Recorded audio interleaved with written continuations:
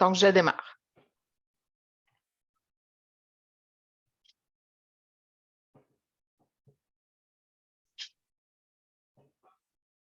Bonjour tout le monde. Donc, on va se donner quelques minutes pour laisser le temps à tous nos participants de se connecter. J'espère que vous allez bien aujourd'hui. Sur la rive sud de Montréal, il y a gros soleil. J'espère que chez vous aussi, il y a du beau temps avant la neige qu'on attend demain.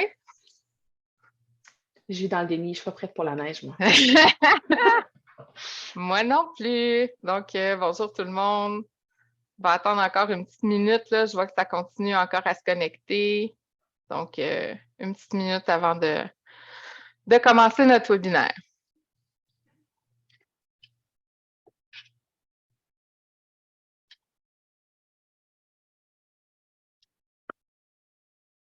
Alors, sans plus tarder, on va débuter. Donc, je me présente, Corinne Vachon-Croteau. Je suis directrice générale au Réseau pour un Québec Famille et son initiative Concilivie. Ça me fait vraiment plaisir d'être avec vous. Je suis avec ma collègue également, Julie Guilbeault-Cournoyer, qui est agente aux communications et marketing chez nous. Donc, allô Julie. Allô Corinne. Donc, pour commencer, quelques règles de bon fonctionnement pour la prochaine heure qui nous attend. Donc, d'abord, on vous invite à utiliser pour les échanges le module questions et réponses Q et R ou la version anglophone qui se trouve dans la barre en bas dans Zoom. Donc, ça facilite grandement pour nous la gestion des questions-réponses. Il y aura une période de questions à la toute fin. On a des membres de l'équipe qui sont aussi branchés, donc dépendamment de la question, si jamais c'est possible d'être répondu au fur et à mesure, ça se peut que vous ayez une réponse en cours de route, mais sinon, vraiment, la période des questions, on la prendra à la toute fin, puisqu'il y a sûrement des informations qu'on vous transmettra là, au fur et à mesure du webinaire. Donc, sans plus tarder, le plan de la présentation. Bien, d'abord, on va dire un petit mot sur le réseau pour un Québec Famille puis l'initiative Concilivie. Ensuite, on va faire un premier survol du fonctionnement de l'appel de projet du ministère de la Famille. On va vous parler ensuite de la démarche d'obtention du SAU, des types d'accompagnement possibles, puis des coûts, puis des inclusions qu'il y a aussi dans l'adhésion. On va parler des services complémentaires, des avantages du SAU. On va faire aussi un peu de questions-réponses reliées au projet, puis la demande d'aide financière, comment bien la remplir. Donc, on se donne un élément de contexte sur l'appel de projet. On parle du SAU, puis après ça, on revient vraiment plus concrètement sur faire notre demande de soutien financier. Puis, on va terminer par la période de questions. Donc, pour commencer, bien, l'initiative Concilivie que vous connaissez peut-être déjà, c'est une initiative du Réseau pour un Québec Famille. Le Réseau pour un Québec Famille, on est un organisme à but non lucratif qui regroupe toutes sortes d'acteurs concernés par la qualité de vie des familles au Québec. On regroupe en fait des réseaux nationaux. Puis, on a mis en place l'initiative Concilivie en 2019, à l'automne 2019 plus précisément, pour intervenir directement dans la sphère de la conciliation famille-travail puis proposer des solutions. Comment est-ce qu'on propose des solutions? Bien, notre initiative Concilivie, ça se divise en deux volets. Donc, on a d'abord notre centre d'expertise qui, lui, cherche à documenter la conciliation famille-travail, son évolution à travers le temps. Cherche aussi à, en documentant, c'est-à-dire va faire des grands sondages annuels auprès des employeurs, auprès des employés. Donc, c'est ce qui nous permet de suivre l'évolution de la conciliation famille-travail. Mais il va également faire des démarches, par exemple, présentement dans le manufacturier. On fait une consultation sectorielle pour aller voir, c'est un secteur qui est peut-être moins facile pour certains éléments de conciliation famille-travail. Donc, en concertant les gens, qu'est-ce qu'on est capable de faire ressortir comme piste de solutions innovantes pour répondre aux besoins des employés tout en respectant les contraintes organisationnelles. Donc, c'est le type d'intervention qu'on fait. On va développer des outils, on va vulgariser des contenus. Donc, le but, c'est vraiment de transmettre les connaissances et de les alimenter. Puis, on a ce qui nous concerne particulièrement aujourd'hui, le SAU Concilivie, qui est une reconnaissance qu'une entreprise peut détenir suite à la réalisation d'une démarche en matière de conciliation famille-travail. Puis vous allez voir que ça s'imbrique vraiment bien dans le programme de soutien financier du ministère. C'est une démarche qui est simple puis qui est accompagnée par notre équipe pour vous fournir une foule d'outils. Julie va y revenir un petit peu plus en détail tout à l'heure. Depuis le lancement de l'initiative à l'automne 2019, c'est près de 90 organisations qui ont obtenu le saut, donc beaucoup d'organisations qui ont parcouru le processus pour leur permettre de mettre en valeur leur engagement en matière de conciliation famille-travail. Puis peut-être avant de continuer, on va parler de conciliation famille-travail. Il y en a peut-être qui se questionnent la vie personnelle là-dedans. Il faut vraiment comprendre que notre initiative, elle est tournée vers famille-travail spécifiquement. C'est d'ailleurs le cas aussi pour le programme de soutien financier du ministère de la Famille. Donc, on comprend bien l'origine de tout ça. Mais la famille, il faut savoir aussi que ça inclut une tellement grande variété de diversité de réalités. Donc, ce qui inclut dans la famille, c'est l'ensemble des responsabilités familiales. Donc, que ce soit, oui, à l'égard d'un enfant, c'est peut-être notre réflexe de le penser comme ça quand on parle de conciliation famille-travail, mais ça peut être aussi de prendre soin d'un proche vieillissant, prendre soin d'un conjoint malade, de prendre soin d'un enfant qui a des besoins particuliers. Donc, il y a une panoplie de diversité familiale aussi auquel on veut tenir compte, des familles immigrantes qui n'ont pas nécessairement les mêmes besoins que la famille monoparentale. Fait que vraiment une diversité de réalités. Ce qu'on garde en tête aussi en parlant de conciliation famille-travail, c'est que c'est évolutif dans le temps aussi. Donc, peut-être qu'actuellement, ce n'est pas tous vos employés qui sont concernés par des responsabilités familiales, mais c'est quelque chose qui va être amené à changer avec le temps. On ne sait jamais quand des situations, par exemple, de proche aidance vont se présenter. Donc, c'est vraiment quelque chose qui va nous concerner tous un jour ou l'autre au cours de notre vie. Donc, plus concrètement, déjà, le programme de soutien financier du ministère de la Famille, donc on a un super beau programme qui revient avec un nouvel appel de projet cette année. Il faut savoir que le ministère de la Famille, c'est le ministère qui est responsable du dossier de la conciliation famille-travail au gouvernement du Québec. C'est un super beau programme qui vous permet d'avoir une subvention de 30 000 $ pour réaliser une démarche de conciliation famille-travail dans votre organisation. Donc, on pourra revenir tantôt sur qu'est-ce qui est admissible ou pas, mais il faut vraiment garder en tête que c'est pour réaliser une démarche. Puis cette démarche-là, ça s'inscrit dans le cadre du volet 1 du programme, parce que vous verrez, quand vous regarderez les documents, il y a 2 volets. Aujourd'hui, on se concentre sur le volet 1, le soutien aux démarches d'employeurs.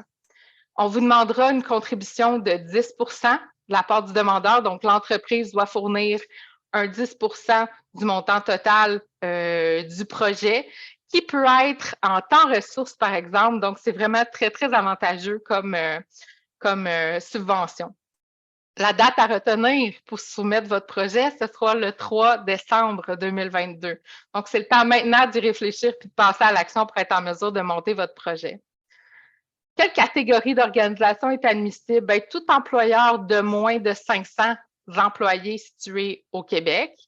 Les municipalités et les MRC du Québec, sans limite de nombre d'employés. On a fait les vérifications aujourd'hui auprès du ministère de la Famille, puis on nous dit que les municipalités MRC n'ont pas de contraintes quant au nombre d'employés. Puis finalement, les conseils de bande des communautés autochtones, l'administration régionale de Kativik et le gouvernement de la Nation Crie. Donc, voici les organisations admissibles pour le volet 1. Concrètement, qu'est-ce qu'on nous demande de faire dans le volet 1? On nous demande de faire une démarche en 3 étapes qui comprend d'abord l'analyse, donc former un comité de conciliation famille-travail, puis tout ce que je vous dis là, ça va être écrit dans le document du programme. Donc, former un comité de conciliation famille-travail, identifier les enjeux de conciliation famille-travail dans votre organisation, donc notamment en consultant vos employés pour savoir où sont situés leurs besoins non répondus. Puis, finalement, identifier les mesures à mettre en place, donc compte tenu des résultats que vous allez avoir obtenus, quelles mesures sont pertinentes à mettre en place.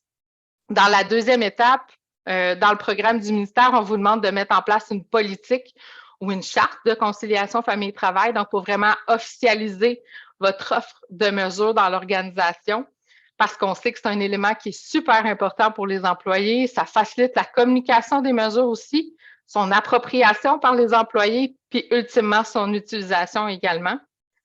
Puis finalement, là, j'ai ma barre devant mon mot, mais on vous demande l'évaluation du projet en dernière phase. Donc, une évaluation des mesures et de leur efficacité. Donc, une fois que les mesures ont été annoncées, ont été implantées, bien, quelle évaluation on en fait? toutes ces étapes-là, Julie va y revenir tout de suite après, là, dans une diapo, je dirais, centrale de la présentation d'aujourd'hui. Vous allez voir à quel point la démarche du saut s'insère bien et on a des outils pour vous aider à chacune de ces étapes-là à réaliser la démarche.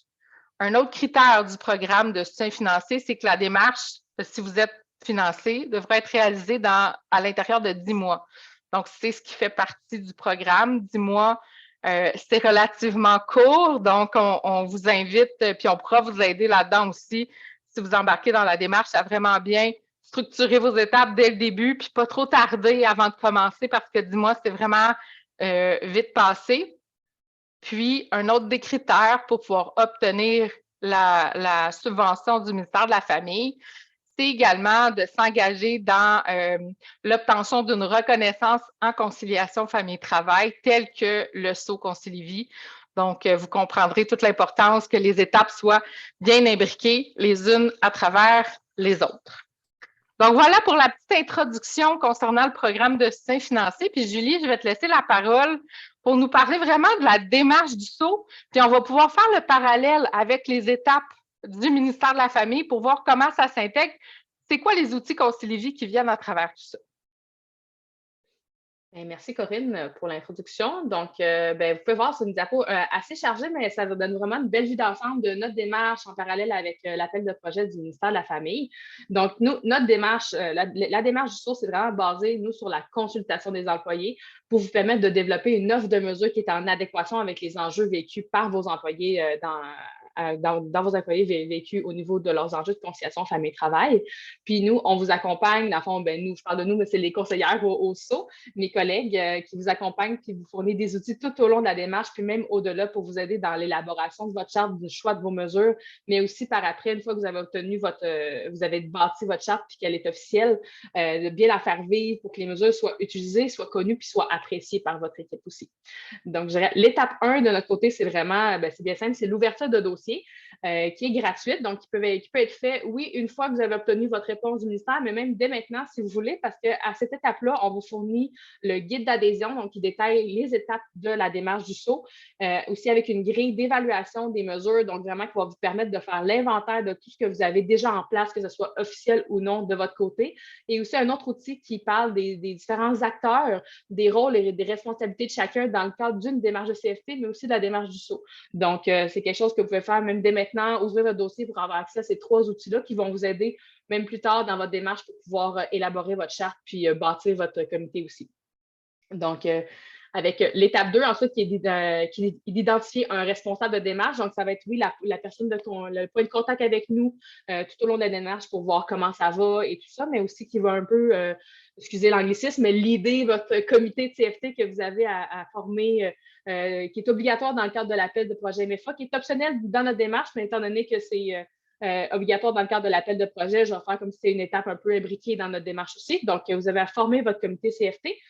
Pour ça, c'est ça, justement, on a notre outil des acteurs qui va pouvoir vous aider à déterminer les bonnes personnes à inclure dans ce comité-là. Puis on a aussi un autre outil en ligne qui est disponible sur notre site web pour vraiment bien choisir ces personnes-là. C'est sûr, on vous encourage à qu'il y ait une belle variété, soit des enjeux familiaux au sein de votre équipe, au sein des personnes qui vont être dans ces comités-là, ou du moins des réalités de travail différentes pour être sûr que tout le monde soit bien représenté dans ce comité-là, de ceux qui vont participer à l'élaboration de la charte et l'identification des mesures qui vont être mises en place. Donc, ça, c'est les premières étapes qui sont faites plus au début. Et ensuite, on y va avec la consultation des employés. Donc, c'est un sondage, un questionnaire qui est fourni par nous, qui est obligatoire dans le cadre de la démarche, qui va nous permettre de faire tout d'abord un profil d'emploi de chacun des employés dans votre organisation. Donc, c'est quoi leur rôle au sein de l'organisation, qu'est-ce qu'ils font. Ensuite, un profil personnel et familial de leurs enjeux. Donc, est-ce que ce sont des parents de jeunes, moins jeunes enfants? Ils ont des besoins particuliers? C'est-tu des proches aidants? Ils ont vraiment un beau portrait de c'est quoi les responsabilités, les enjeux familiaux qu'ils ont de leur côté selon leur réalité. Et ensuite, des conditions qui influencent la conciliation famille-travail. Donc, c'est quoi l'horaire de travail? Est-ce qu'il y a des besoins de déplacement? C'est quoi le côté vacances, absence? Bref, vraiment un gros profil de c'est quoi leurs enjeux à ces niveaux-là de leur côté et de la perception actuelle qu'ils ont de la conciliation famille-travail dans leur organisation. Donc, c'est quoi leur perception au niveau de l'ouverture de leur employeur, leur appréciation générale des mesures en place, etc. Donc, avec ce formulaire-là, excusez-moi, ce sondage-là d'environ une trentaine de questions. Ça leur prend environ 15 minutes. Il faut vraiment être fait à tous les employés, gestionnaires inclus, parce qu'on ne veut pas les exclure vraiment. On ne veut pas les exclure des mesures en place, on ne veut pas oublier leurs enjeux aussi. Donc, vraiment, tous les employés qui sont sur le payroll de votre organisation. Et puis, une fois que la consultation est faite, on vous envoie les résultats on vous envoie justement, on vous envoie les résultats de votre côté, que vous puissiez partir avec votre comité pour en faire l'analyse, pour voir, OK, c'est quoi les enjeux qui sont soulevés. Et ensuite, avec la grille qu'on vous fournit dès le départ aussi, vous allez pouvoir faire l'exercice de, OK, qu'est-ce qu'on fait déjà dans notre organisation? C'est quoi les enjeux qui ont été soulevés dans la consultation? Puis qu'est-ce qu'on peut faire pour bonifier, qu'est-ce qu'on peut rajouter pour bien répondre à ces enjeux-là de votre côté? Et une fois que vous avez fait une ébauche, il y a une rencontre avec nous pour voir comment ça va, l'élaboration de la charte de votre côté. Puis nous, on vous fournit aussi un modèle de charte pour vous partir aussi. Fait que soyez sans crainte, vous ne partez pas d'un canevas vide. Donc, vous partez avec un modèle de charte, vous faites une petite ébauche de ce que vous avez déjà. Vous allez ajouter des idées là-dedans, puis nos conseillers sont là pour vous donner des idées, des exemples de mesures, puis des façons de venir répondre à certains enjeux auxquels vous avez peut-être des difficultés à répondre ou bien juste avoir quelque chose de le fun puis d'innovant pour ajouter à votre charte aussi. Et puis, une fois après ça, vous prenez votre charte, vous la faites approuver de votre côté par le CA ou votre comité de direction, bref, par tous les paliers d'approbation auxquels vous avez à passer au travers. Et puis, ça passe ensuite en comité de validation de charte de notre côté. Nous, c'est bien simple. Excusez, je vais prendre mon souffle un instant. Okay, regarde, Julie, si tu me permets, pendant que tu prends ton souffle, faut dire aussi que Julie est enceinte. Ça paraît pas comme ça à l'écran, mais on comprend son essoufflement en fin de grossesse. Là, c'est pas toujours évident. Fait que bref, je voulais juste revenir sur les mesures que les gens ont déjà en place en organisation. Souvent, quand on va faire une démarche comme celle-là, ça va être l'opportunité aussi de prendre conscience de tout ce qu'on fait déjà de bien en matière de conciliation famille-travail dans notre organisation. Donc, on prend un temps de pause pour analyser tout ça, nos pratiques formelles, bien sûr, qui est déjà officialisé peut-être dans votre convention collective, dans votre manuel d'employé, dans votre politique de conditions de travail. Mais au-delà de ça, on va venir mettre aussi nos lunettes de conciliation famille-travail, puis on va partir à la chasse aux mesures informelles. C'est quoi les pratiques qui sont vécues des fois dans les équipes qui sont en place, qui peuvent aider à la conciliation famille-travail, mais qu'on n'a jamais officialisé. Donc, c'est vraiment toute cette quête d'informations-là qui, après ça, va nous aider à passer à la prochaine étape. Puis, qu'importe le niveau où vous êtes maintenant, que vous ayez déjà plein de choses en place pour la conciliation famille-travail, puis vous voulez juste affirmer vraiment votre engagement, ou que vous partiez de loin puis vous disiez, ouais, peut-être qu'on a des croûtes à manger sur nos pratiques. Pour nous, toutes les situations d'organisation sont bonnes. On vous prend d'où vous partez, puis on vous accompagne pour aller plus loin dans votre engagement en matière de conciliation famille-travail ou le confirmer si vous êtes déjà des champions.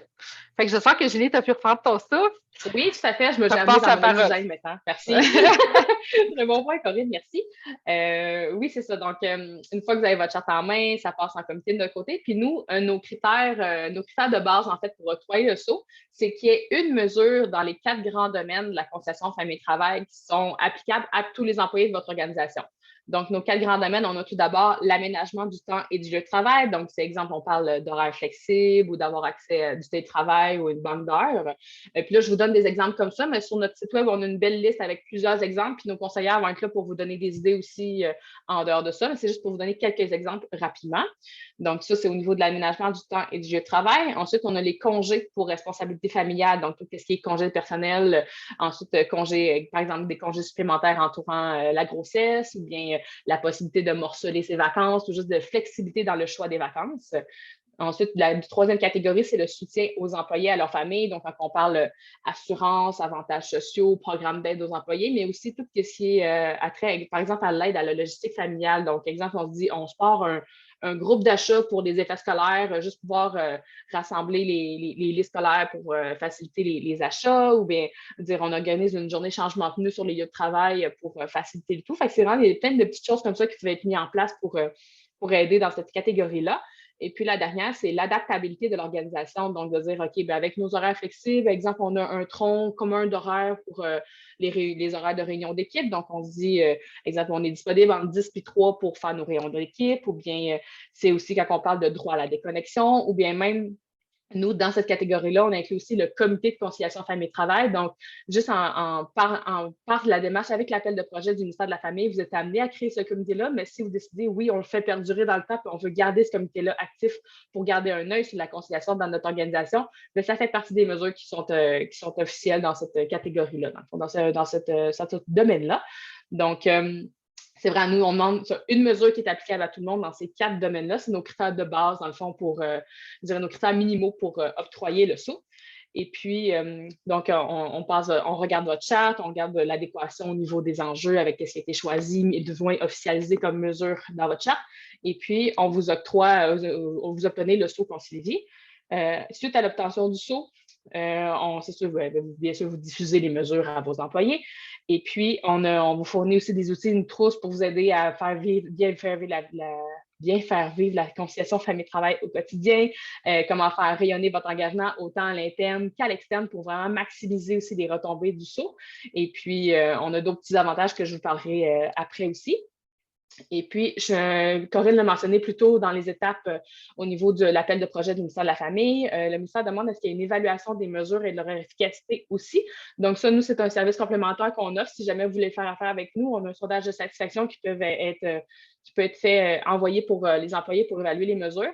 Juste garder en tête dans votre échéancier de garder une espèce de buffer, disons, entre le moment d'octroi du saut pour laisser le temps aux mesures de vie, laisser le temps à votre charte de prendre son envol et d'exister avant après ça faire l'évaluation des mesures. Donc, on pourra vous donner des pistes de ça au niveau de l'échéancier suite à. D'abord, on va vous inviter à prendre rendez-vous avec nous après pour avoir des informations. Puis, on a même un petit exemple avec des étapes, des étapes en lien avec la démarche pour pouvoir vous aider pour vous aider à bâtir votre échéancier dans le cadre de votre demande de financement aussi.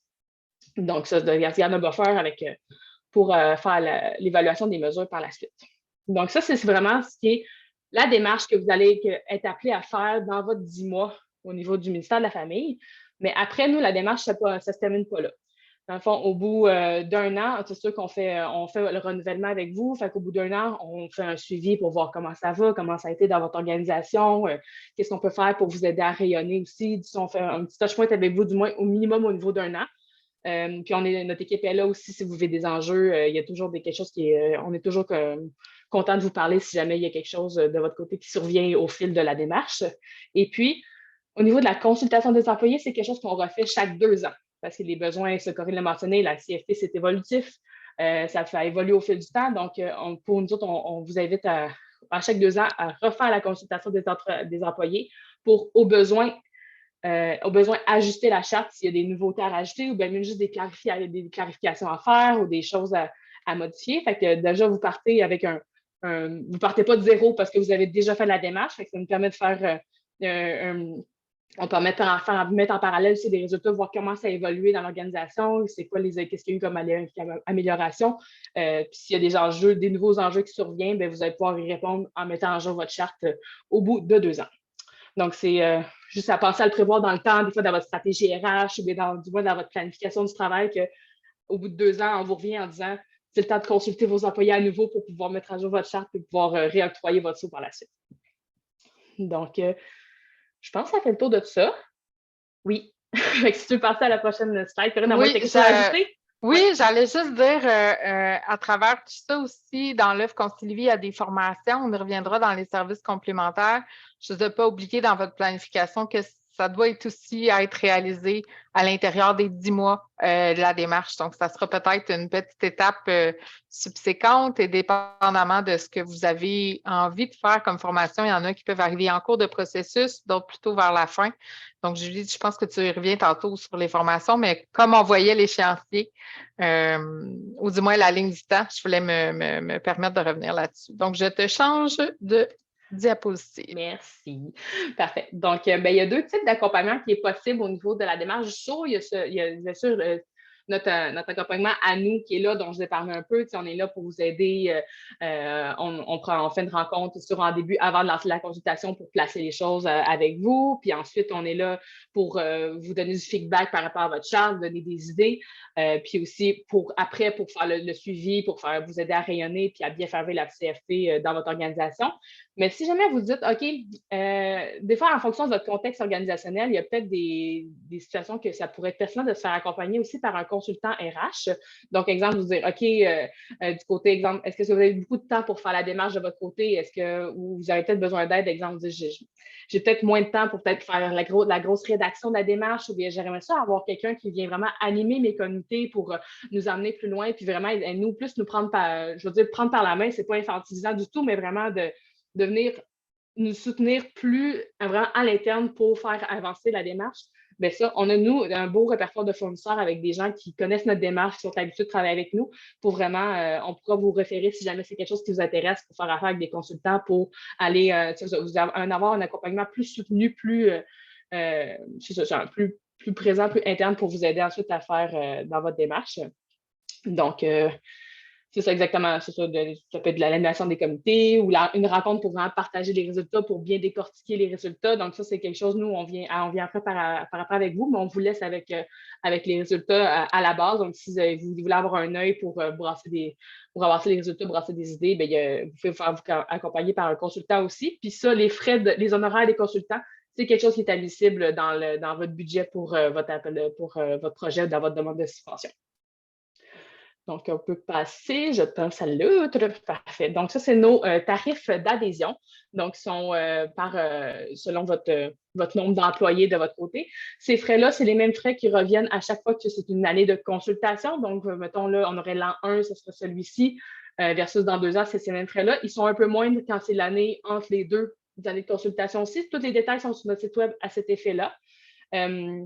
Sachez aussi que les OBNL ont un rabais de 25 %. Donc, OBNL, MRC, municipalité, ça rentre là-dedans. Et puis, c'est ça, dans le fond, les coûts d'adhésion, les coûts qu'on inclut justement tout notre accompagnement, les outils qu'on vous fournit tout au long de la démarche et même après. Et puis, notre soutien tout au fil de votre vie de détenteur du sceau est inclus là-dedans. Et puis, on arrive aux services complémentaires.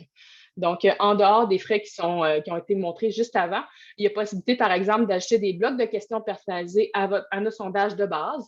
Donc, si, exemple, vous voulez adresser certaines particularités dans votre organisation, vous voulez profiter pour rentrer des questions peut-être plus côté mobilisation, bien, si, exemple, vous avez du télétravail dans votre organisation, puis vous voulez essayer de placer un peu journée présentielle, pas présentielle, Fait que si jamais vous voulez profiter de l'occasion pour ajouter des questions, c'est possible de le faire jusqu'à 15 maximum. Aussi, il y a l'ajout de connecteurs. Donc, ces connecteurs, c'est exemple, vous avez une organisation avec 2 ou 3 types d'employés, vraiment avec des réalités de travail complètement différentes. Il est possible de séparer les résultats par groupe de travail. Donc, ça, on demande, nous, qu'il y ait un minimum de 10 personnes par groupe de travail pour assurer la confidentialité des résultats. Donc, si c'est quelque chose qui peut être pertinent à votre organisation pour vraiment dégager des mesures par groupe de travail ou du moins des enjeux aussi, si jamais il y a des gens plus de bureaux versus des gens de chantier ou d'entrepôt, ça va vraiment être différent d'un groupe à l'autre pour au niveau des enjeux, des horaires de travail. Donc, ça pourrait être pertinent dans votre cas d'ajouter des connecteurs pour avoir des résultats par groupe de travail. On a aussi le sondage de satisfaction dont je parlais un peu plus tôt pour l'évaluation des mesures suite à l'obtention du saut. Et puis, on a aussi, comme Corinne l'a mentionné, une belle offre de formation. Donc, des formations qui sont pour les gestionnaires ou pour les employés aussi sur différents sujets. On a, par exemple, sur la surcharge mentale. On en a sur juste une formation un peu, je dirais, nos formations 101. On a une formation pour employés pour concilier responsabilité familiale et personnelle, professionnelle, accessible à tous les employés. On a aussi une sur mon rôle de gestionnaire en ce qui a trait avec la conciliation famille-travail. Fait que vraiment nos formations 101. Puis les autres sont plus, je ne vais pas dire spécifiques, mais du moins avec des thématiques un peu plus, on va dire nichées, mais c'est pas tant, je n'ai pas le mot, on va dire nichées. Donc, justement, ça sur la surcharge mentale, puis on a aussi sur le droit à la déconnexion, autant mettre en place des scènes d'habitude au niveau de tous les employés, mais aussi mon rôle de gestionnaire dans le droit à la déconnexion, puis aussi une sur le retour au travail après une absence prolongée, donc pour accompagner les gestionnaires, pour outiller les gestionnaires à bien accompagner les employés qui reviennent après un long congé, soit parental ou maladie. Donc, pour une petite note aussi, les formations nous sont disponibles en quantité limitée. Donc, on vous invite à bien choisir en fonction de ce que vous pensez avoir réellement besoin. Et aussi, comme Corinne le mentionnait, elles doivent être faites dans la durée de 10 mois. Donc, pensez au niveau de la charge de travail, du timing pour ne pas peut-être vous surcharger, d'en mettre un petit peu trop. Et puis, on va vous inviter à les booker dès que possible, dès le début, étant donné que le calendrier se remplit assez vite en cours de démarche pour pas que vous vous ramassiez à devoir essayer de la faire un peu dernière minute puis trouver des places à toute dernière minute. Fait que on va vous inviter à planifier ça dès que possible, dès le départ, pour être sûr qu'on ne passe pas à côté. Donc, pour les services complémentaires, c'est quelque chose qui peut être vu avec nous en rencontre. On va vous voir spécifier puis vous envoyer tous les tarifs et tout ça, que vous puissiez bien remplir votre demande de subvention. Merci. Donc, au niveau des avantages d'avoir une reconnaissance en conciliation famille-travail et le secours vie, c'est d'un rayonnement au niveau de votre engagement auprès des chercheurs d'emploi, particulièrement en contexte de pénurie de main-d'œuvre. C'est un des enjeux majeurs, la concession famille-travail pour les travailleurs exerçant des responsabilités familiales. Mettons, on fait des sondages à chaque année auprès des employés et des employeurs pour sonder un peu, pour prendre le pouls de la concession famille-travail. Puis, sur nos 3022 travailleurs, on dirait qu'il y en a 56 qui seraient prêts à changer d'emploi en échange de meilleures mesures de conciliation famille-travail. Puis même, il y en a 27 qui seraient prêts à accepter une réduction salariale pour des meilleures mesures. Donc, on trouve ça très parlant à quel point ça peut faire la différence dans le quotidien des gens pour les aider dans leur quotidien. Donc, on a aussi, c'est sûr, un atout indéniable pour la fidélisation de leur personnel. Il y en a, sur notre sondage, il y en a aussi 85 qui disent que l'ouverture de leur employeur en matière de conciliation, ça a un impact important sur leur propension à rester plus longtemps, l'impact sur leur satisfaction, je commence à me déparler un peu, leur satisfaction et leur motivation au travail, puis aussi la perception générale de leur employeur. Puis, c'est vraiment, en mettant en place cette charte-là, ça répond aux besoins réels qui sont soulevés par vos employés en termes de conciliation. Ça a bien sûr un effet positif sur votre marque employeur, puis ça renforce le sentiment d'appartenance et la mobilisation de vos employés également. Puis, en dehors des avantages, je vais dire métaphoriques, mais pas métaphoriques, des avantages macro, il y a aussi de notre côté, si tu peux changer de slide, merci Corinne, pour au niveau de nos détenteurs du SAU, nous, on organise des activités de partage et de réseautage entre nos détenteurs sur des thématiques pour échanger sur nos bonnes pratiques, pour se donner des idées entre eux. On offre aussi des rabais exclusifs à nos détenteurs via certains partenaires ou certains fournisseurs aussi. On est là, des suivis, oui, annuels, mais ponctuels aussi pour vous soutenir tout au long de votre vie de détenteur si jamais vous vivez des enjeux à l'interne. Puis on essaie tout le temps, on est toujours à l'affût de trouver des occasions pour vous faire rayonner aussi en tant que détenteur, pour faire rayonner dans nos bonnes pratiques, autant dans nos communications que via des partenariats aussi. Et puis, c'est pas mal. On a activité de partage, réseautage, mais aussi une activité annuelle spéciale, des fois des conférences, des choses comme ça. Fait qu'on est tout le temps, on reste à l'affût pour tout le temps vous dégoter des nouveaux avantages aussi pour rajouter à notre offre pour nos détenteurs. Je pense que ça fait le tour. Voilà. Je repasse la parole à Corinne. Donc, on revient à notre demande de soutien financier. Donc, on se rappelle, on a vu un peu les questions d'admissibilité au départ, ensuite la démarche du SAU, à quel point ça s'imbrique dans ce qui nous est demandé par le ministère de la Famille. Là, concrètement, on veut passer à l'action, on veut faire notre demande de soutien financier. À quoi on doit s'attendre?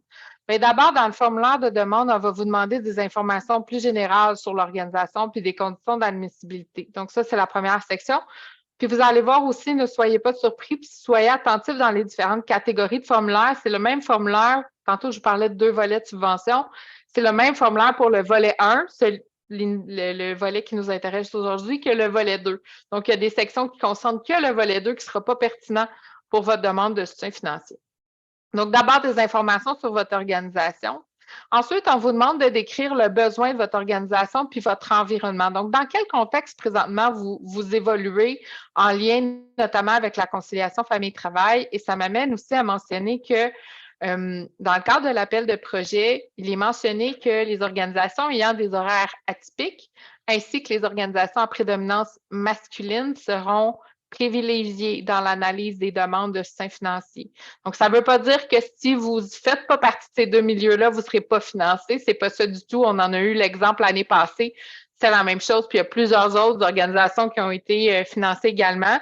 Mais advenant où on atteindrait, par exemple, le plafond budgétaire par rapport au nombre de demandes qui ont été faites, puis les budgets disponibles, on priorise. Je dis on, mais c'est en fait, c'est le ministère de la Famille prioriserait les demandes de ces deux types de milieux-là. Ensuite, on vous demande une description de votre projet, le détail des activités prévues, ainsi que ses livrables, le calendrier de réalisation, puis la personne responsable.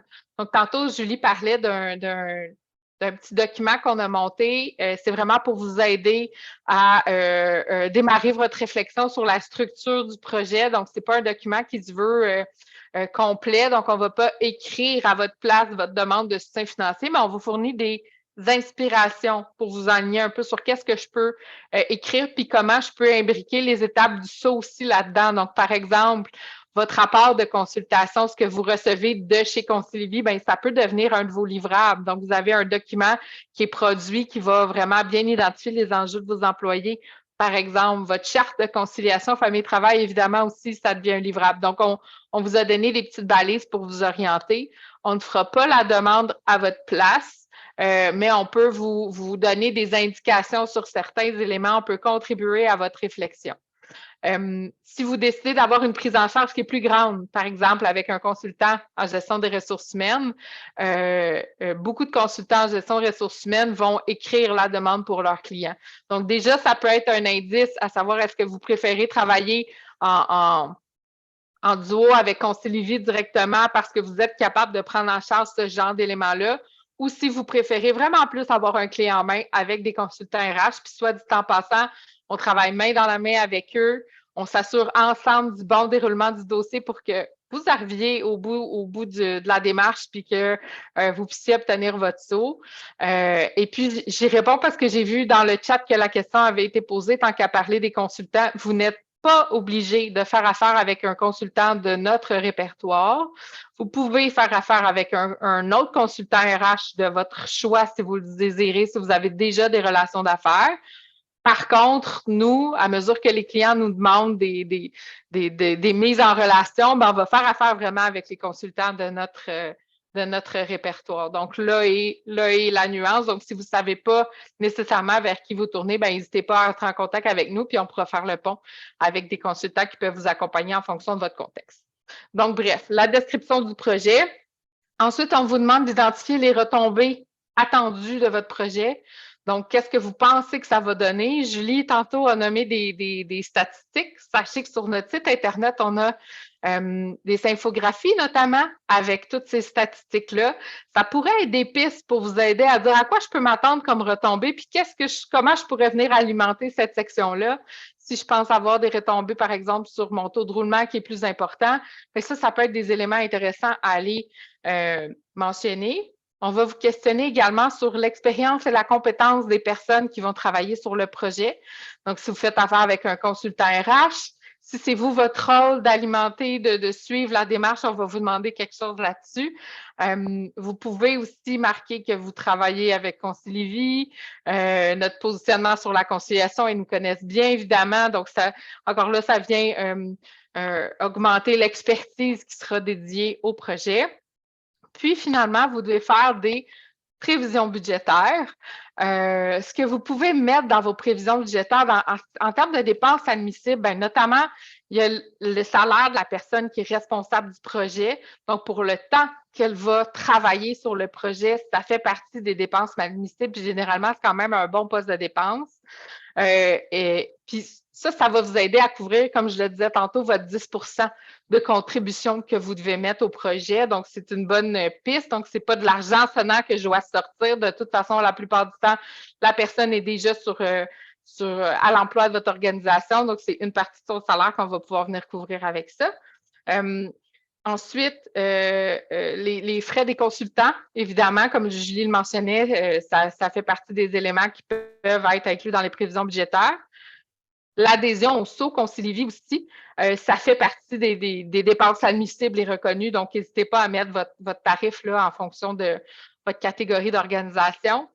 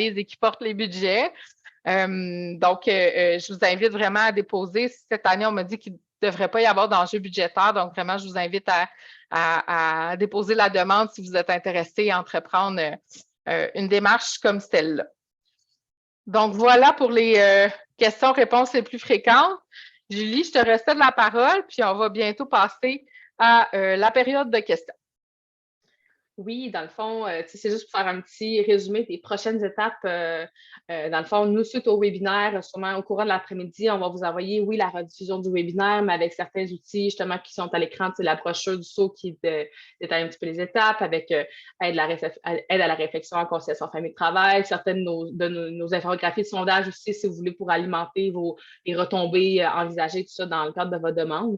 Et aussi notre guide de concilier famille-travail, les besoins évolutifs de vos employés. Et puis, ça va être important de prendre rendez-vous avec nous ensuite pour obtenir une offre de service parce que notre offre de service doit être jointe à votre demande de subvention qui est à remettre pour le 3 décembre. Donc, vraiment, on a parlé de la démarche, de tout ce qu'il y a à faire, la consultation des employés, etc. Tout ce qu'il y a à faire pour le 3 décembre, c'est de monter votre demande de subvention, joindre notre offre de service et celle, par exemple, d'un consultant RH, si jamais vous souhaitez faire affaire avec un consultant, et puis joindre ça à votre demande de financement et l'envoyer au ministère. Et c'est tout. Donc, c'est ça qu'il y a à faire pour le 3 décembre. Le reste, vous attendez d'avoir la réponse du ministère avant d'avancer avec la démarche avec nous pour le saut. Donc, voilà. Bien, merci, Julie. Donc, on serait rendu à la période de questions. Donc, on va ouvrir les questions-réponses. N'hésitez pas à aller en ajouter si vous avez d'autres questions. Je vois une première question concernant les appels de projet, à savoir, est-ce qu'il va y avoir un autre moment en 2023 pour déposer une demande de soutien financier? L'appel de projet du ministère de la Famille, historiquement, on ne sait pas nécessairement quand ça arrive. L'année passée, l'appel de projet avait eu lieu en décembre. Cette année, il a lieu en novembre. Donc, généralement, ce ne sont pas des dates qui sont connues d'avance. Vous pouvez, si vous le désirez, entrer en contact avec le ministère de la Famille pour poser la question, mais malheureusement, je n'ai pas cette réponse-là quant à un retour de l'appel de projet. Ce serait le ministère de la Famille qui serait le mieux placé pour y répondre. Par contre, avec nous, c'est possible de faire la démarche du saut en tout temps, quand vous voulez, si jamais c'est quelque chose qui vous intéresse. Tout à fait. On nous demande aussi, est-ce qu'on doit sonder tous les employés ou est-ce qu'un échantillon pourrait faire? On demande à ce que tous les employés puissent répondre au questionnaire de consultation. C'est important pour nous que l'ensemble ait l'occasion de se prononcer. Si jamais il y a des enjeux particuliers pour vous, je me doute que c'est parce que vous devez être une très grande organisation. Mais bref, ça, c'est le genre de questions qu'on pourrait se reparler là, dans une rencontre particulière pour s'assurer de vraiment bien saisir vos enjeux, mais vraiment, le questionnaire de consultation est distribué à tous. Sachez aussi que dans certains cas ou dans des milieux, par exemple, manufacturiers ou très terrain, les gens n'ont pas accès à un ordinateur ou quoi que ce soit, il est possible de laisser des formulaires papier. Donc, c'est une alternative pour favoriser vraiment la participation à la consultation. Là, j'y vais, mais si jamais tu vas en prendre, Julie, tu me fais signe aussi. Puis, Je fais bien ça. Je vais en prendre. Je ferai signe si jamais je vais en prendre. On nous parle d'une organisation. Je ne rentrerai pas dans le détail. La question est quand même longue mais pertinente. Dans une dynamique où il y a un syndicat, c'est vrai que des fois, on ne peut pas tout changer. Tu sais, pour aller changer, par exemple, l'horaire de travail, ça demanderait une lettre d'entente avec un syndicat ou rouvrir la convention collective, puis on s'entend que ce n'est pas toujours possible de le faire pour différentes raisons. Bien, à ce moment-là, on en prendra compte dans tout le processus. On peut vous aiguiller sur certaines astuces. Puis, on peut aussi vous aiguiller sur des choses que vous pouvez faire hors convention aussi. Donc, on comprend bien cette réalité-là, puis on peut vous accompagner là-dedans, mais c'est sûr que là, le dossier se complexifie dans vos relations de travail, donc on sera vigilant à voir comment est-ce qu'on peut intervenir dans ce contexte précis-là. Puis également, si je peux rajouter, Corinne, tu sais que dans le fond, dans le cadre avec une convention collective ou des trucs que vous avez déjà dans cet ordre-là, la charte de conciliation va permettre aussi de mettre en lumière, de mettre l'accent sur ce qu'il y a déjà, des choses qui ont déjà accès. Puis, tu sais, si jamais il y a des groupes exemple, vous avez 2 conventions collectives pour 2 groupes de travail différents. Si, par exemple, au niveau des congés pour responsabilité, des congés maladie, personnel, responsabilité familiale, il y a un groupe qui a droit à 4 versus d'autres qui ont droit à 5, mais déjà, nous, vous avez déjà un nombre de congés qui est supérieur à ce qui est prévu au nombre du travail. Fait que c'est juste quelque chose qu'on va vouloir mettre en lumière dans la charte, mais on ne vous demandera pas nécessairement si vous ne pouvez pas dire OK, j'admets la même chose pour tout le monde, mais au moins déjà parce que vous avez quelque chose qui est supérieur à ce qui est prévu au nombre du travail, c'est juste de le mettre en lumière dans votre charte. Donc, c'est ça, on va vous aider à faire l'inventaire pour remettre de l'avant ce qui est déjà disponible, puis en plus, vous aider à travailler en qu'est-ce qui est possible de faire en dehors de votre convention collective aussi. Il y a plein de petites choses qui peuvent être faites. On a travaillé avec déjà des organisations qui avaient des conventions collectives, fait que même si vous pensez, dans votre tête, vous dites oui, c'est plus difficile, oui, parfois c'est plus difficile, mais oui, c'est possible de le faire. Puis on va pouvoir vous aider là-dedans. Ah oui, tout à fait. On peut citer à titre d'exemple l'administration portuaire de Montréal qui avait 7 conventions collectives, donc des conditions de travail différentes déjà. Mais on a réussi à naviguer un beau jeu de mots. On a réussi à naviguer à travers tout ça pour en venir à des possibilités de mesures à mettre en place. Certains s'adressant à certains groupes de travail, parce que c'est correct aussi d'avoir des mesures différentes en fonction des contextes, mais d'autres qui s'adressaient vraiment à tout le monde aussi. Donc oui, c'est possible. Je vois une autre question sur les formations. On demande est-ce que c'est possible d'offrir les formations aux différents gestionnaires de l'entreprise ou est-ce que ça s'adresse seulement aux responsables de projets Concilivie? Les formations peuvent s'adresser vraiment à tous les gestionnaires. Là, elles ne visent pas seulement le responsable de projet. Donc, en fonction du type de formation que vous voudrez choisir, par exemple, la formation gestionnaire 101, où on amène les gestionnaires à se poser des questions sur comment, entre autres, je gère les différentes demandes de conciliation famille-travail qui me sont adressées. Bien oui, ça s'adresse vraiment à tout le monde, là, pas uniquement pour la personne responsable. On nous demande pour les 2 étapes qui sont à faire avant le dépôt de votre demande de soutien financier, pour les rendez-vous avec nous qu'on vous propose depuis tantôt, s'il y a un montant à débourser, non, il n'y a rien à débourser. Donc, les rencontres préparatoires qu'on vous propose sont vraiment gratuites. Il n'y a pas d'engagement. Après ça, on fait un suivi ensemble aussi pour voir est-ce que finalement vous êtes intéressé à déposer votre demande de soutien financier par rapport à l'offre de service qu'on vous a déposée, mais il n'y a pas de frais reliés à tout ça. Chez nous, il y a un premier frais qui arrive quand on débute la consultation des employés. Puis sinon, ça nous fait plaisir de discuter avec vous là, puis de vous donner un coup de pouce. On nous demande aussi si un membre du CA peut être responsable du projet. J'avoue que ça serait une première. Je ne l'ai jamais vu. Mais si pour vous, c'est ce qui fait du sens, j'imagine que peut-être c'est une organisation où il n'y a pas nécessairement beaucoup d'employés, peut-être que ça pourrait être à considérer. Il faudrait qu'on se reparle peut-être pour voir certaines considérations. Donc, par exemple, c'est quelqu'un qui va être amené vraiment à travailler, prendre le crayon. Ben là, quelqu'un de votre CA, est-ce que c'est un bénévole? Est-ce qu'il se sent habilité à le faire? Donc, on pourrait se poser des questions à savoir est-ce que c'est la bonne personne, mais il n'y a rien qui le proscrit ou qui l'interdit, cela dit. On nous demande aussi, est-ce que les modalités de reddition de comptes sont précisées? Oui, tout à fait. Dans le programme de soutien financier du ministère de la Famille, c'est vraiment là, votre document de référence. Il y a les modalités de reddition de comptes qui sont précisées, ce qu'on va s'attendre. La section n'est pas très, très grande. Mais par contre, après, dans la signature de la convention, là, c'est un petit peu plus essayé là, ce qu'on s'attend. Mais si je me fie à des appels de projets précédents, maintenant, on nous fournit un gabarit pour faire la reddition de compte dans laquelle on nous demande de décrire les activités qui ont été réalisées, d'expliquer les écarts entre ce qu'on avait prévu et ce qui s'est réellement passé, d'expliquer aussi, de montrer le budget du projet, puis d'expliquer encore une fois s'il y a des écarts entre la réalité et ce qui a été prévu. Si jamais il y avait des changements, même au niveau du budget, finalement, on a dépensé un petit peu moins là-dedans, mais un petit peu plus ici. Quand ça reste des dépenses qui sont admissibles dans le cadre du projet, généralement, avec une bonne justification, le ministère de la Famille l'accepte. Donc, il y a cette petite flexibilité-là. On tente, c'est sûr, au mieux de faire un budget, mais comme dans tout bon projet, il arrive des imprévus. Donc, on l'explique comme il faut. Donc, voilà pour la reddition de compte. Ensuite, on nous demande un exemple de projet dans le secteur manufacturier en ce qui concerne la conciliation famille-travail. Un exemple qu'on a vu en organisation, ça a été par exemple des équipes un peu plus autogérées qui se sont dotées de différents types d'horaires à la carte Donc, par exemple, il y avait de l'interdépendance dans les tâches, donc vraiment, les tâches de chacun ont de l'influence sur l'autre. Et puis, au sein même des équipes, chacun se dotait d'horaires particuliers qui faisaient en sorte que le besoin de un était répondu à cause des heures, par exemple, de sa garderie, mais de l'autre aussi était répondu parce que lui, c'est pas un matinal. Donc, ils se sont vraiment organisés pour avoir des horaires particuliers pour chacun qui ne nuisait pas à la production et qui permettait de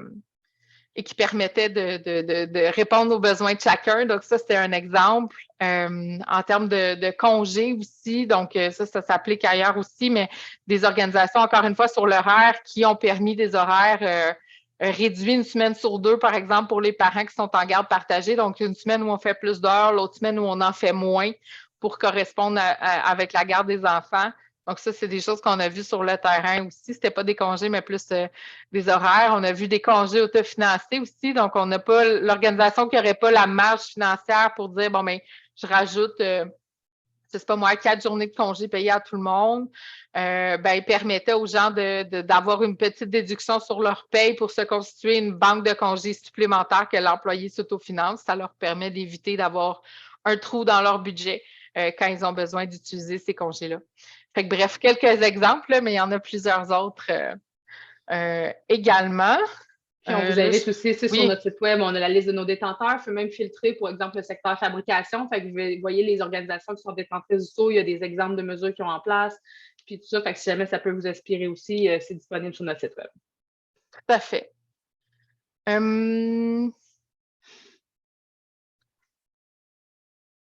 On a les modalités de paiement pour l'adhésion. Est-il déboursé tous les ans ou y a-t-il d'autres frais par la suite? En fait, oui, dans le fond, nos frais d'adhésion, ils sont annuels. Puis après ça, s'il y a des. Dans le fond, comment on fonctionne, on demande une portion des frais d'adhésion au moment de démarrer la consultation, puis la balance est payée à l'obtention du SAU. Tout ça est détaillé vraiment sur notre site web. On peut vous envoyer la page suite à le webinaire, comme ça, vous allez pouvoir une idée de quand est-ce que les frais rentrent à quel moment. Puis au niveau des services complémentaires, Corinne, tu pourrais peut-être le dire, exemple, si quelqu'un prend une formation, c'est-tu payé une fois que c'est donné ou c'est avec les frais de ça? Je ne suis pas certaine côté admin, comment ça fonctionne de ce côté-là. Pour la formation, les frais sont chargés une fois que la formation est donnée. Donc, il n'y a rien à débourser à l'avance. C'est en fonction de chacune des organisations et de sa planification. Parfait. Donc, c'est comme ça, vous pouvez avoir en tête selon est-ce qu'on voudrait faire la formation à tel moment. Donc, les frais devraient venir à peu près au moment où vous avez décidé de prendre la formation, par exemple. Tout à fait. On nous demande aussi, est-ce que c'est juste les employés au Québec qui comptent dans le prix d'adhésion? Ça, c'est une question spécifique. Il faudrait qu'on se reparle en fonction de votre situation précise, à savoir qui on inclut dans, par exemple, la consultation des employés. Qu'est-ce que ça crée si, par exemple, vous avez des employés au Québec puis en Ontario, puis qu'on exclut une partie de l'Ontario? C'est sûr que nous, nos activités sont au Québec, là. Ça répond à une autre question, à dire qu'on avait un organisme situé en Ontario aussi qui se posait la question par rapport au programme de soutien financier. Effectivement, ça ne marche pas. Mais s'ils voulaient obtenir le SAU, on n'a pas d'entreprise pour l'instant hors Québec qui ont obtenu le SAU comme nos activités sont ici, donc on pourrait vraiment se reparler par rapport à ça. Mais si je reviens à la première question, à savoir quel employé on compte là-dedans pour le tarif, bien, ça mérite qu'on se reparle pour qu'on réfléchisse justement à qui on consulte, parce que dans les sentiments d'injustice ou d'inéquité que ça pourrait créer à l'interne, qui va être inclus dans la charte de conciliation famille-travail. Fait que c'est toutes des questions qu'on va se poser pour déterminer comment on peut gérer cette adhésion-là pour que ça fasse du sens aussi concrètement pour vos employés puis qu'on ne crée pas une boîte de Pandore inutilement chez vous. Donc, avec un rendez-vous, on pourra se en parler. C'est vraiment, si je peux rajouter aussi, on a certaines organisations qui ont des entités légales différentes selon où est leur siège social. Donc, il y en a qui ont dit, OK, on le fait seulement pour nos employés du Québec, puis il y a vraiment des politiques de travail différentes selon leur siège social.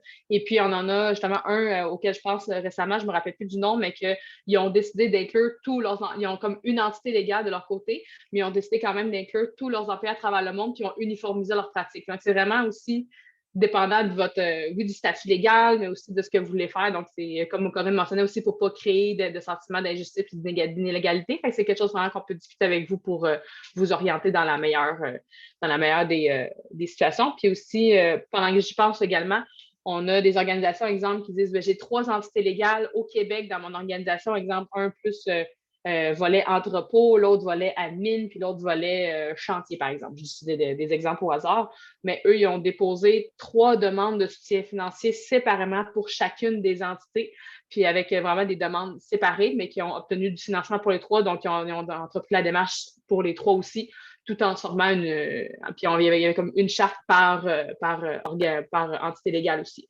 Fait que si jamais c'est votre réalité, puis que vous avez vraiment les employés sont séparés selon un volet spécifique de votre organisation, tout dépendant comment c'est fait, c'est possible aussi de le faire. Oui, puis pour toutes ces questions-là, d'admissibilité, de numéro d'entreprise, n'hésitez pas à vous référer au ministère de la Famille. On vous enverra aussi les coordonnées. Ils ont une boîte courriel, un numéro de téléphone. Donc, vraiment, pour tout ce qui est de l'admissibilité, on vous réfère au ministère de la Famille, comme ce sont eux qui analysent les demandes. Vous êtes vraiment mieux de valider ça auprès d'eux pour vous assurer d'être bien admissible puis de faire les choses en bonne et due forme là, pour mettre toutes les chances de votre côté que votre demande soit financée. Puis finalement, la dernière question, je pense qu'on y a déjà répondu un peu, là, mais je me permets de le répéter. Si vous avez besoin d'un peu de soutien dans comment faire votre demande de soutien financier, c'est quelque chose qu'on va pouvoir répondre en partie, du moins, dans notre échange qu'on se planifiera ensemble. C'est sûr, comme je le disais, qu'on ne la rédigera pas à votre place, mais on veut vous donner quand même quelques pistes. Je pense que notre outil vous aidera. Il y avait une question aussi par rapport à la charge de travail que ça représente faire une démarche comme celle-là. On peut vous aider à estimer, mais vraiment, ça va dépendre tellement de beaucoup de facteurs, dont votre contexte organisationnel. Est-ce que vous êtes une petite équipe, une grosse équipe? Où est-ce que vous en êtes par rapport à vos mesures de conciliation famille-travail en place? Est-ce qu'elles sont formelles ou informelles? Fait que c'est toutes sortes de questions qu'on peut amener à se poser sans toutefois être en mesure de vous dire voilà, je ne sais pas moi, 50 heures, tout va être canné, tu sais. Fait que ça va vraiment dépendre de vos contextes, mais on peut vous aider à le réfléchir. Puis si jamais vraiment vous voulez avoir de l'accompagnement au niveau de la rédaction de la demande de financement, bien ça, c'est quelque chose qui peut être fait avec un consultant si jamais c'est quelque chose qui vous intéresse aussi. Tout à fait. Donc, le temps s'est écoulé, le webinaire est terminé et on a répondu, je pense, à pas mal toutes les questions. Donc, merci d'avoir été là. On vous envoie dès que possible un retour pour le webinaire, comme Julie le mentionnait tantôt, avec toutes sortes de liens vers des ressources. On vous invite encore une fois à prendre rendez-vous avec nous pour la suite des choses, obtenir votre offre de service.